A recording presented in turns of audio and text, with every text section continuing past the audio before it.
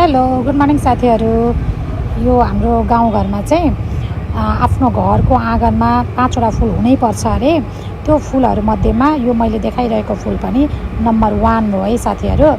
अब यो घरमा हुनैपर्छ भनेर चाहिँ किन भनिएको हो मलाई थाहा भएन होइन, तर यसको हेल्थ बेनिफिटको बारेमा चाहिँ म आज हजुरहरूलाई भन्छु। मेरो भिडियो अन्तिमसम्म हेर्नु होला होइन। अनि यसको चाहिँ म एउटा ड्रिङ्क्स पनि बनाउँछु। त्यो ड्रिङ्क्स के हुन्छ र कसरी बनाउँछु भन्ने कुरा पनि म हजुरहरूलाई देखाउँछु। मेरो भिडियो चाहिँ अन्तिमसम्म हेरिदिनु। अनि यो फुल कुन फुल हो भनेर चाहिँ मेरो कमेन्ट बक्समा कमेन्ट गरिदिनु है त, कुन फुल हो भनेर। हजुरहरू सबैको घरमा अवश्य पनि होला होइन।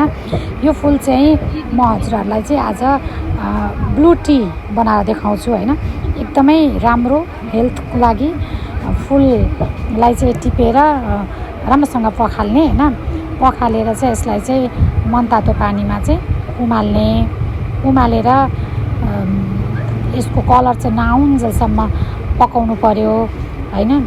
किन अब यसलाई चाहिँ किन टी खाने भन्नुहुन्छ भने चाहिँ यसमा चाहिँ एकदमै भरपूर मात्रामा चाहिँ ओमेगा फिट हुन्छ होइन, जसले गर्दा चाहिँ हाम्रो शरीरलाई चाहिँ इम्युनिटी पावर बढाउनलाई एकदमै मद्दत गर्छ।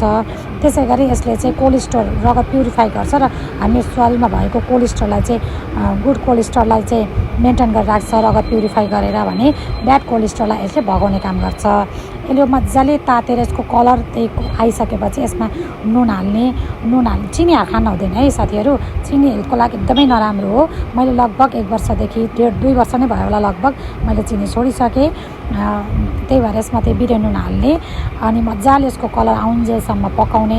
हेर्नुहोस् त भन्दै मेरो एकदम टी पनि तयार भइसक्यो। सधैँ त म खान्न, तर कहिलेकाहीँ यसले मलाई एकदमै आवश्यकता पर्छ र म खान्छु। एकदमै मिठो हुन्छ, राम्रो हुन्छ। मिठो राम्रो भन्दा पनि हेल्थको लागि चाहिँ एकदमै राम्रो हो। हजुरहरू पनि ट्राई गर्नुहोस् है साथीहरू। अनि कमेन्ट